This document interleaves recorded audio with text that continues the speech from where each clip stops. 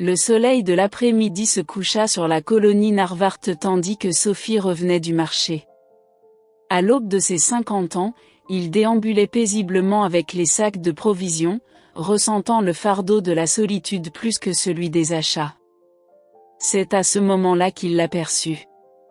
Un homme négligé, vêtu de guenilles et le regard perdu, assis sur le trottoir devant sa demeure. La Vierge très sainte, songea Sophie, hésita un instant. Pourtant, quelque chose dans le regard de l'homme l'a émue. Il s'approcha avec prudence, sentant l'odeur de sueur et de saleté. « Olé! Est-ce que tout va bien ?» demanda-t-il d'une voix tremblante. L'homme leva les yeux, dévoilant des yeux sombres empreints de fatigue et un visage brûlé par le soleil. « Oui, madame. Ici seulement, prenons un moment de repos, » répondit-il d'une voix rauque. Sophie ressentit une pointe au niveau de la poitrine. Sans réfléchir, les mots jaillirent de sa bouche. « Ne désires-tu point te rafraîchir ? Vous avez la possibilité d'utiliser les toilettes si vous le souhaitez. » Lorsqu'il parla, il regretta. Quelle mouvance d'idées traversait son esprit ? Convier un inconnu, et qui plus est un indigent, chez soi. Mais il était déjà trop tard pour faire marche arrière. L'homme la contempla avec étonnement, comme s'il ne pouvait pas croire ce qu'il entendait. « Vraiment, madame ? Ce n'est pas du tout dérangeant ? » « Non, en aucune manière, » répondit Sophie, essayant de paraître plus sûre d'elle. « Allons, allons. » Avec des mains tremblantes, Sophie ouvrit la porte de sa demeure. L'homme pénétra dans la pièce, observant autour de lui avec un mélange d'émerveillement et de gratitude. « Je m'appelle Louis, » dit-il doucement. « Sophie, » répondit-elle en désignant le couloir. « La salle de bain se trouve par là. Vous pouvez nettoyer les serviettes sur l'étagère. Prenez tout votre temps. » Louis ressentit le besoin de se rendre aux toilettes. Sophie perçut le bruit de la porte se refermant et de l'eau qui se mettait à couler. Elle personnage ce qu'Edo immobile en elle sans trop de la habitation, questionnant d'ose ses actes récents. Le bruit de l'eau fut le seul élément à troubler le silence de la demeure. Sophie prit place dans la salle de bain, son cœur battant à tout rompre. Avait-il agi avec justesse ? Avait-il donc achevé de commettre la plus grande erreur de sa vie ? La peur et le doute l'envahirent alors qu'ils attendaient, implorant la Vierge de Guadalupe pour que tout se passe bien. Sophie se tortillait les mains dans la salle de bain, écoutant l'eau couler dans la baignoire. Le temps semblait s'être figé. « Oh mon Dieu ! Dans quel embarras me suis-je donc fourrée ?» se chuchota-t-elle à elle-même. Son esprit s'égarait dans le passé, se remémorant les paroles de sa défunte mère. « Ma fille, la bienveillance commence à la maison, mais tu ne dois pas ouvrir la porte à n'importe qui. » Sophie laissa échapper un profond soupir. « Quelles seraient les paroles de votre mère si vous l'avertissiez à cet instant ? » Le bruit d'une sirène dans la rue la submergea.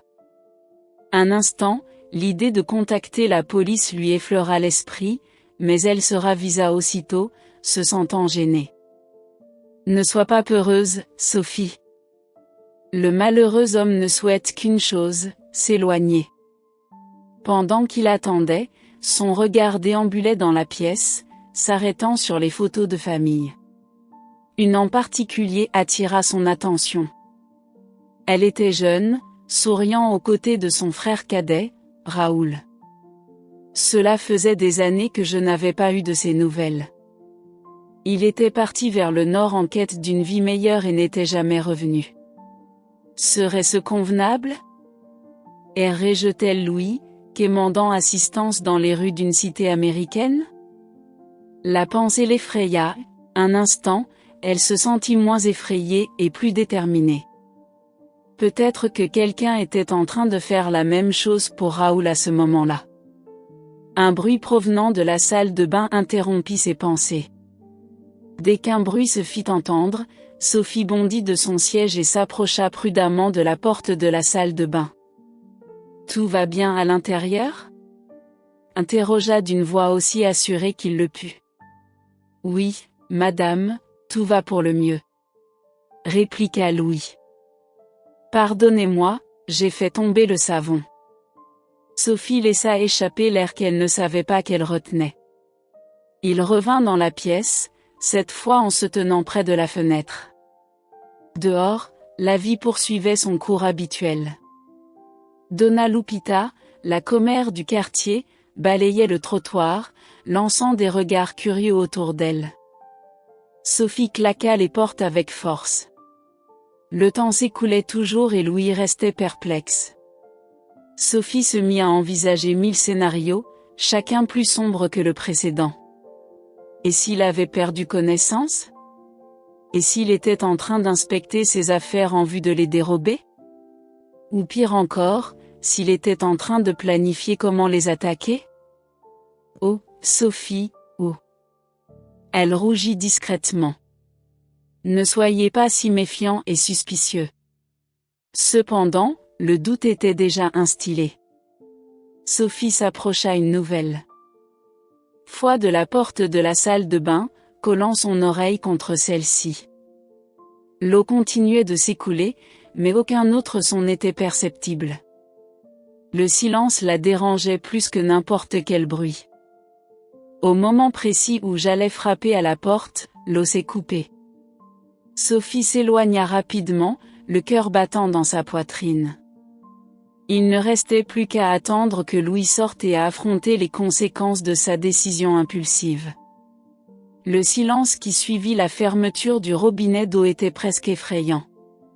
Sophie, debout au milieu de la pièce, hésitait entre un sentiment de soulagement et une anxiété accrue. Son regard se porta sur le sac à dos usé que Louis avait laissé poser près du sol. Elle se dit, ne sois pas si petite. Cependant, la curiosité l'emporta. Avec une discrétion toute particulière, il s'approcha du sac à dos. Je jetterai juste un coup d'œil rapide, se justifia-t-il, au cas où. Les mains tremblantes, il ouvrit la clôture. Ce qu'il aperçut en premier fut des vêtements sales et froissés. Rien d'extraordinaire ne se produisit. Cependant, en s'éloignant un peu plus, ses doigts entrèrent en contact avec quelque chose de solide. Il sortit un objet et la porte resta ouverte. C'était une carte d'électeur, mais pas n'importe laquelle. La photographie dévoilait un Louis plus jeune, soigneusement coiffé et vêtu d'un costume. Au nom complet de la réserve: Louis Carlos Mendoza Ruiz. Jairo Civil, le moteur. Mon Dieu, ayez pitié de moi! S'écria Sophie à voix basse. Comment un ingénieur en était-il arrivé à vivre dans la rue?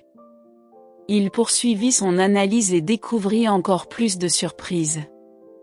Un diplôme universitaire soigneusement plié, des photos de famille éparpillées, en arrière-plan, une bibliothèque usée. Il ouvrit délicatement le document et découvrit qu'il regorgeait de calculs et de schémas de structure. Le bruit de la porte de la salle de bain s'ouvrit et la dépassa. Avec promptitude, il replaça tout dans son sac à dos et s'éloigna, se sentant coupable de son intervention. Louis sortit enveloppé dans une serviette, plus propre, mais tout aussi meurtrie. Un grand merci à vous, Madame Sophie. Je suis dans l'embarras pour exprimer ma gratitude. Sophie acquiesça, incapable de détourner le regard. Il n'y a pas de quoi.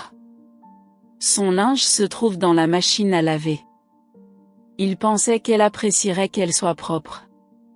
Vous ne devriez pas vous inquiéter, déclara Louis, visiblement ému.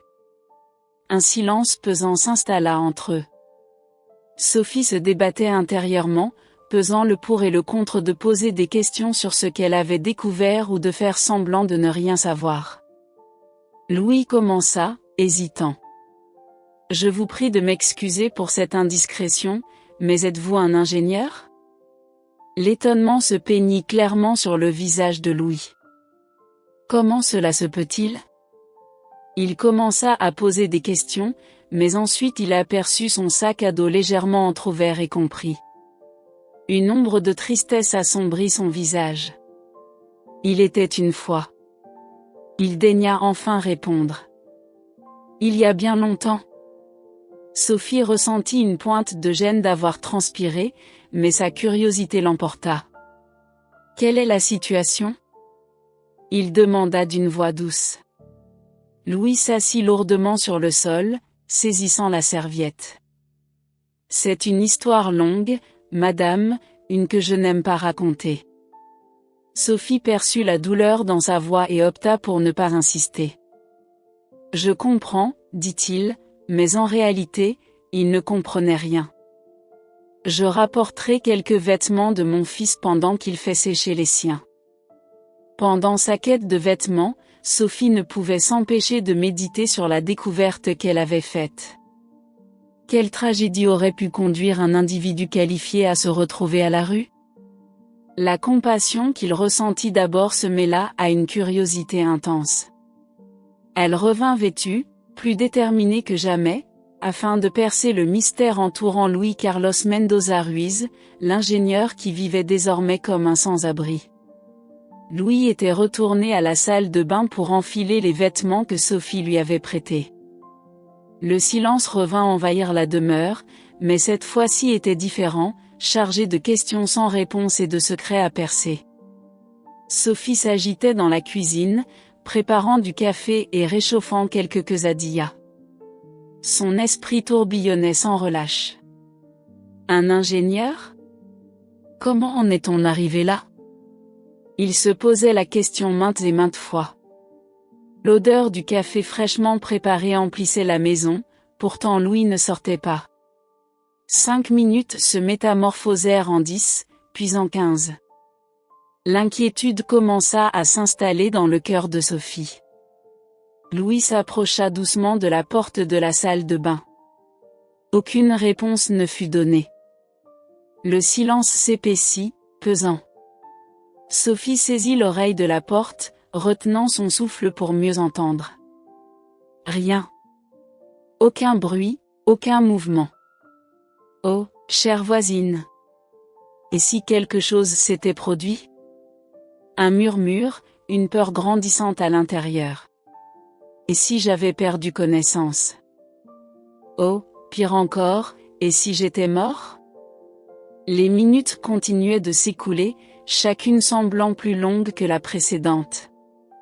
Sophie déambulait de long en large, débattant intérieurement entre le respect de la vie privée de Louis et la tentation d'ouvrir la porte pour s'assurer de son bien-être. Louis, comment se porte tout là-dedans? Il tenta de nouveau, cette fois-ci avec davantage de vigueur. Le silence fut sa seule réponse. L'esprit de Sophie fut envahi par des scénarios terribles. Et si elle avait découvert des médicaments dans l'armoire à pharmacie et si elle les avait tous pris? Et si elle avait perdu connaissance et heurté sa tête? La peur traversa la culpabilité. Tout ceci est de ma faute, songea-t-il. Pourquoi ai-je dû accueillir un inconnu chez moi? Au moment où j'étais sur le point de céder à la panique et d'appeler les secours, j'entendis un bruit, faible au début, mais incontestable. Un pleurnichard. Les larmes coulaient des yeux de Louis. Le soulagement initial de Sophie se mêla rapidement à une profonde compassion. Derrière cette porte, ne se trouvait pas un vagabond dangereux, mais un homme brisé, affrontant ses propres démons. Sophie s'éloigna en silence, lui laissant l'espace dont il avait besoin. Alors que je retournais en cuisine, une détermination grandissait en moi. Si l'on racontait l'histoire de Louis, elle mettrait tout en œuvre pour lui venir en aide. Le perroquet de Louis s'était tu dans un silence encore plus profond. Sophie, assise dans la cuisine, fixait intensément la cuillère à café qui se refroidissait entre ses mains. Le cadran de l'horloge murale indiquait 7h30 du soir, et l'obscurité commençait à envahir la maison. Que devrais-je faire? Interrogea Sophie d'une voix basse. D'un côté, son cœur lui murmurait qu'il devait tendre la main à cet homme, manifestement en proie à la souffrance. D'un autre côté, son esprit lui criait que c'était dangereux, qu'il devrait appeler la police et mettre fin à cette folie. Le souvenir de son père lui revint en mémoire. Il me criait, je lui disais toujours, parfois il est nécessaire de prendre des risques pour faire ce qui est juste. Mais qu'était-il vraiment vrai à ce moment-là? Sophie se leva et se dirigea vers le téléphone. Sa main s'immobilisa à quelques centimètres de l'appareil. Était-ce que l'on appelait sa commerlupe? Non, assurément cela provoquerait un scandale dans tout le quartier. Son enfant était en voyage à Guadalajara et cela le préoccupait grandement. Il tourna la tête vers le couloir menant à la salle de bain. Le silence était terrifiant. Oh, Sophie se dit à elle-même, cesse d'être lâche et agis. D'un pas décidé, il s'approcha de la porte du vestiaire. Il leva la main pour toucher, mais s'arrêta. Et si Louis avait choisi de partir par la fenêtre? Que attendait-on donc pour l'attaquer? Vierge de Guadalupe, veuillez me protéger. Le sucre fut enfin ajouté à la recette. Louis, tout va bien? La récolte est prête à tomber comme une évidence. Les secondes s'écoulèrent, semblant interminables. Enfin, la voix rauque de Louis se fit entendre. Vous êtes prête, madame? Je vous prie de bien vouloir excuser ce retard. Sophie lâcha un soupir qu'elle ne savait pas retenir. Il retourna à la cuisine et commença à disposer les quesadillas dans une assiette. Quel que soit le chemin qui a mené Louis à sa situation actuelle, elle était déterminée à l'écouter. Que la volonté de Dieu soit faite, murmura-t-il en écoutant les pas de Louis s'approcher de la cuisine. Louis se présenta à l'entrée de la cuisine, revêtu des vêtements empruntés qui lui étaient un peu trop grands. Ses yeux étaient rougis, mais son visage affichait une sérénité résignée. « Veuillez vous asseoir », dit Sophie en désignant une chaise. « Apportez les quesadillas et le café. »« Merci, madame », répondit Louis d'une voix basse en prenant place. Un silence pesant s'installa entre eux dès que Louis commença à manger lentement. Sophie l'observait, remarquant comment ses mains tremblaient légèrement en tenant la tasse de café. Enfin, une hanche. Je présume que vous souhaitez savoir comment un ingénieur s'est retrouvé dans la rue. Sophie ressentit, incapable de dissimuler sa curiosité. Seulement si vous souhaitez me confier, répondit-il doucement. Louis prit une longue gorgée de café avant de commencer. Il y a 5 ans, j'avais tout. Un emploi gratifiant au sein d'une entreprise de construction, une famille aimante, un foyer chaleureux. Cependant, j'ai tout perdu en une seule nuit. Sophie poursuivit sa respiration, pressentant que ce qu'elle allait entendre changerait tout. Je me consacrais à un vaste projet, un immeuble d'appartements, poursuivit Louis. Il est à noter que les matériaux que j'utilisais ne respectaient pas les spécifications. C'était périlleux. J'ai fait part de mes préoccupations à mes supérieurs, mais ils m'ont conseillé de les ignorer.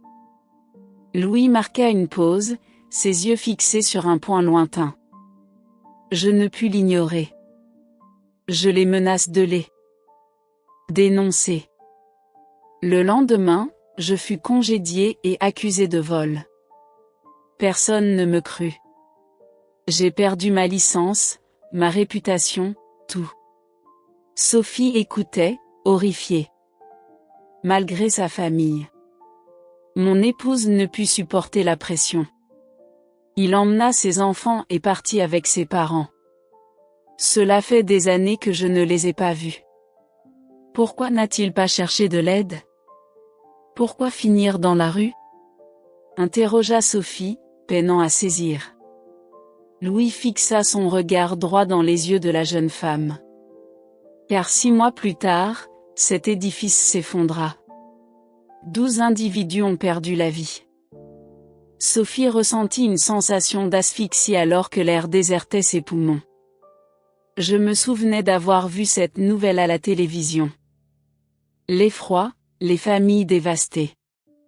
Oh, quelle horreur! J'aurais pu l'éviter. Louis poursuivit, les larmes coulant le long de ses bras. Si j'avais insisté davantage, si j'avais fait plus de bruit. Ces décès pèsent sur ma conscience. Sophie se leva de son fauteuil, incapable de saisir ce qu'elle entendait. Il s'approcha de la fenêtre, en quête d'air. Lorsqu'il se retourna, il aperçut Louis debout, arborant une expression empreinte de profonde honte et de douleur. « Pardonnez-moi, il ne serait pas approprié que vous soyez ici. Je suis un danger pour tous, déclara-t-il en se dirigeant vers la porte. À cet instant précis, Sophie prit une décision qui allait bouleverser les destins des deux protagonistes pour l'éternité. « Attends !» s'écria-t-elle en courant vers lui. Cependant, en arrivant dans le passé, le monde s'obscurcit. Le dernier spectacle qui s'offrit à Sophie avant de sombrer fut le visage étonné de Louis, s'approchant pour la soutenir. Sophie ouvrit doucement les yeux, ressentant la rudesse du sol sous son dos. La première chose qu'elle vit fut le visage soucieux de Louis, penché au-dessus d'elle. « Madame Sophie, comment vous portez-vous ? M'entendez-vous ? » interrogea Louis d'une voix empreinte d'anxiété. Sophie clignota à plusieurs reprises, cherchant à se concentrer. « Oui, que s'est-il passé ? » Il marmonna, essayant de se redresser. S'effondrant, expliqua Louis en aidant à s'asseoir avec précaution. Il est fort probable que ce soit une simple impression. Je vous prie de m'excuser, il ne serait pas approprié de vous révéler tous ces détails. La réalité frappa Sophie tel un seau d'eau glacée. Oh mon Dieu! Tel un soupir. C'est la faute de Louis. Tout lui revint soudainement à l'esprit. Mon Dieu! Elle laissa échapper un soupir, portant une main à son front. Non, ne vous excusez pas. Il se trouve simplement que... C'est une surcharge cognitive. Louis ressentit sur son visage le masque de la honte et des excuses. Je comprends si vous préférez que je m'en aille immédiatement. Toi. Négatif. Sophie interrompit avec fermeté, surprise par sa propre réaction. Il n'y aura aucun progrès. Au moins, ce n'était pas la nuit. Un visage d'une époque évidente. Mais, madame, suite à mon récit, Sophie se leva lentement, soutenue par Louis. Oh, je me trouve quelque peu perplexe quant à toute cette situation. Je sais que prendre la rue ne résoudra rien. Ils retournèrent à la cuisine, où Sophie s'affala lourdement sur une chaise. Louis demeurait debout, agité. Envisages-tu, peut-être, de consulter un avocat ? Sophie demanda après un bref instant de silence. Louis laissa échapper un rire amer. Avec quel argent ? Qui donc oserait accorder foi à un vagabond face à une puissante entreprise de construction ? Sophie ressentit, comprenant le désespoir dans ses paroles. Très bien, pour aujourd'hui nous ne pouvons rien faire de plus. Vous séjournerez dans la chambre de mon fils. Demain, nous verrons ce qui peut être accompli. Madame Sophie, votre bonté dépasse ce que je mérite. Énonça Louis d'une voix émue. Je l'ignore, répondit Sophie avec honnêteté. Mais ne sommes-nous pas tous dignes d'une chance de rédemption, n'est-ce pas ? Alors qu'elle arrangeait la chambre pour Louis, Sophie ne pouvait s'empêcher de méditer sur la folie de la situation. Il avait convié un inconnu chez lui. Il découvrit une histoire tragique et désormais il lui offrait refuge. Se demandait-il s'il agissait de la bonne manière ou s'il commettait l'erreur la plus grave de sa vie ? Le cœur battant la chamade et l'esprit rempli de doutes, Sophie se prépara pour une nuit qui s'annonçait certainement longue et dépourvue de rêves. Au lever du jour, Sophie se trouvait assise dans la cuisine, une tasse de café intacte devant elle. Il n'avait pas fermé l'œil de la nuit, son esprit tournant en boucle sur l'histoire de Louis et les décisions qu'il devait prendre. Le bruit des pas l'arracha de ses pensées. Louis se présenta à l'entrée, donnant l'impression d'être mal à l'aise et déplacé. « Bonjour, Madame Sophie », murmura-t-il doucement. « Je tiens à vous exprimer une nouvelle fois ma gratitude et vous informer que je me rendrai immédiatement. » Sophie fixa son regard un instant avant de répondre. « Prenez place, Louis. Nous devons avoir une conversation. » Louis obéit, s'asseyant en face d'elle. Avec une nervosité évidente. « J'ai passé toute la nuit à réfléchir », commença Sophie. Son récit est si incroyable qu'il en devient presque invraisemblable, mais également si complexe qu'il semble impossible à imaginer. Je désire lui apporter mon aide, mais j'ai besoin de connaître toute la vérité. Que désirez-vous savoir ? En effet, répliqua Sophie. Dès le commencement. Chiffres, données, détails. Si nous voulons entreprendre quelque chose, il est essentiel d'avoir tous les éléments en main. Pendant les heures qui suivirent, Louis narra son récit en entier. Il fut question de la société de construction Edification Moderna SA, du projet résidentiel Les Colombes, de la découverte selon laquelle du béton de moindre qualité et des barres de fer plus fines que celles spécifiées étaient utilisées. Il évoqua des noms. Ramon Suarez, le chef de chantier qui l'a menacé, Ernesto Valdivia, le propriétaire de l'entreprise de construction qui l'a accusé de vol. Le glissement de terrain s'est produit le 15 septembre 2018, déclara Louis d'une voix émue. C'était le jour de l'indépendance. De nombreuses familles se trouvaient chez elles en train de célébrer. Sophie scrutait attentivement, prenant des notes. Chaque détail, chaque nom, chaque date, pourrait s'avérer crucial.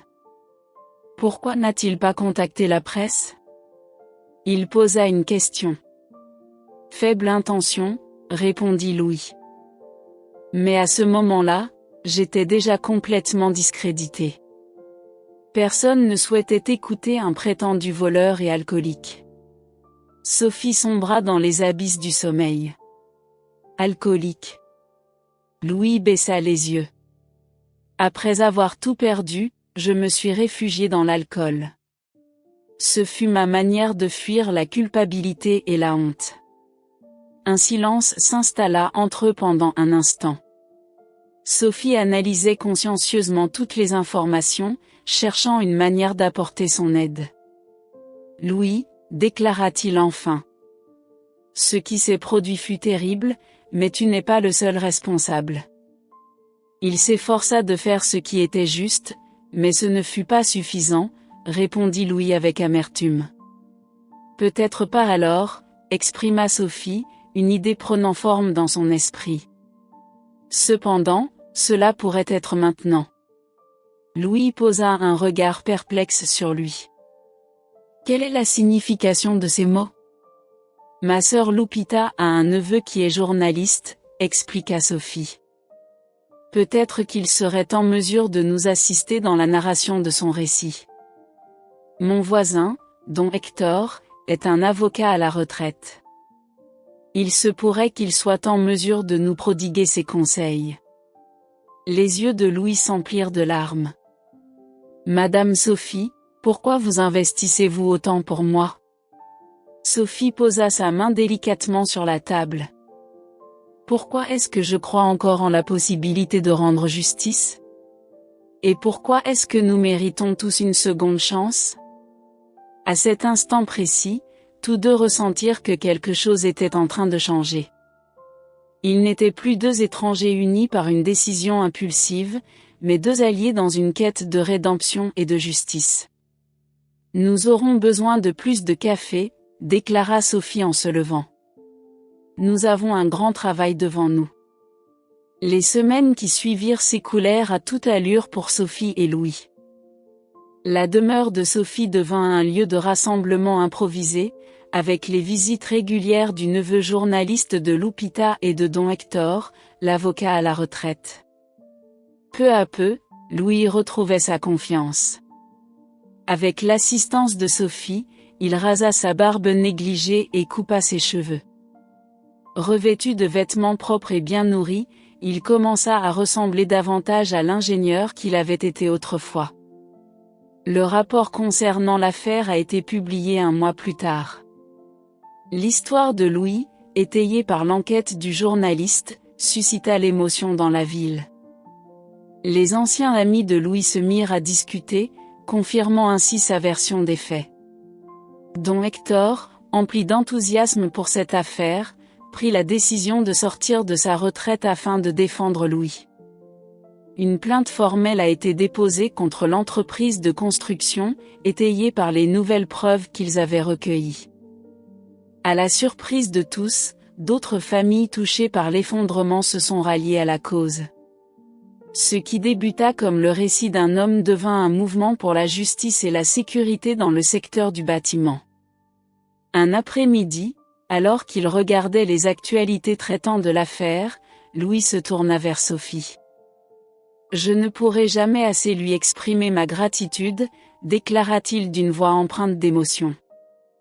Non seulement m'a-t-il offert un toit, mais il m'a rendu ma dignité et ma raison d'être. » Sophie esquissa un sourire, les yeux humides de larmes. « Tu m'as appris que parfois, un geste de bonté peut changer le monde. » Alors que le soleil se couchait sur la colonie Narvart, Sophie et Louis réalisèrent que ce n'était pas la fin de leur histoire, mais simplement le début d'une nouvelle étape emplie d'espoir et de possibilités. Un an après, Sophie et Louis se trouvaient assis dans la même cuisine où tout avait commencé. À la télévision, des reportages étaient diffusés sur la nouvelle loi de sécurité dans le domaine de la construction, surnommée loi Louis par les médias. Qui aurait pu prédire que tout cela découlerait d'un simple geste de générosité? Louis médita, désormais réhabilité et exerçant en tant que consultant en sécurité. Sophie esquissa un sourire, les yeux embués de larmes. Parfois, mon enfant, la compassion a le pouvoir de déplacer des montagnes. Alors qu'ils partageaient une tasse de café, tous deux réalisèrent qu'ils avaient découvert quelque chose de plus précieux que la justice. Une famille choisie, forgée dans les flammes de la diversité et de l'espoir.